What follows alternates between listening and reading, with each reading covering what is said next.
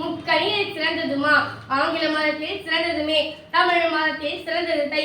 இம்மூன்று எழுத்தையும் சேர்த்து மாமேதைகளாக அமர்ந்திருக்கும் நடுவர் அவர்களுக்கும் அறிவில் சிறந்த ஆசிரியர்களுக்கும் என் உடன் பிற சகோதர சகோதரி அவர்களுக்கும் என் முத்தான முதற்கண் வணக்கத்தை தெரிவித்துக் கொள்கிறேன். நான் இப்பொழுது செஞ்சிக்கோட்டையை பற்றி பேச வந்துள்ளேன்.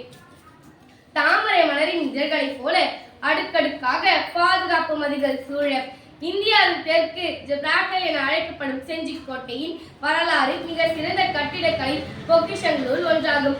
இக்கோட்டை யுனெஸ்கோ உலக பாரம்பரிய சின்னமாக அங்கீகரிக்கப்படுவது ஒரு கல் கட்டிடத்திற்கு கௌரவம் அல்ல, அதன் பின்னால் உள்ள வரலாறு, வீரத்தொடர்கள், கலாச்சாரம், பழமை வாய்ந்த பொறியியல் திறன் ஆகியவற்றிற்கான உலகளாவிய அங்கீகாரம்.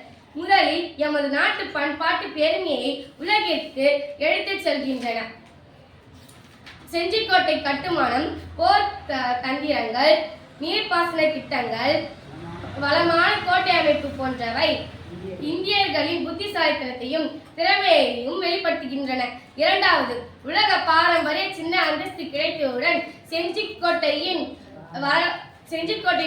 பராமரிப்பு, பாதுகாப்பு ஆகியவை சர்வதேச அளவில் உறுதிப்படுத்தப்படுகின்றது.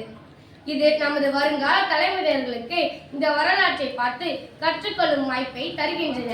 மூன்றாவது, இத்தகைய அங்கீகாரம் சுற்றுலாவை பெரிதும் உயர்த்துகின்றன.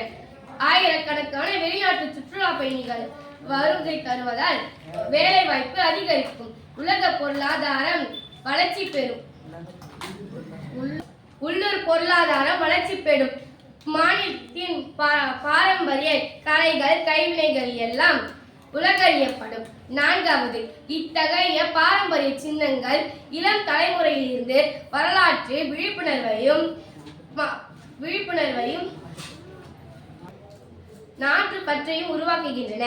ஒரு கோட்டையை பார்க்கும் சிறுவனுக்கு அது சுவரோடு நிற்கும் கற்கள் அல்ல, அக்கற்களின் பொறிக்கப்பட்ட வீரக்கதைகள், நம் முன்னோர் ஆற்றிய தியாகங்கள், நாம் காக்க வேண்டிய இந்திய நாட்டு மரபுகள். முடிவாக சொல்ல வேண்டுமெனில் செஞ்சிக்கோட்டை பாரம்பரிய சின்னமாக உயர்ந்தது நம் மண்ணின் பெருமை. இது ஒரு வரலாற்று மட்டும் இல்லாமல் கலாச்சாரத்தின் உயர்வு, நம் நாட்டு பாதுகாப்பு, நாட்டையும் நாட்டமாகும். நன்றி, வணக்கம்.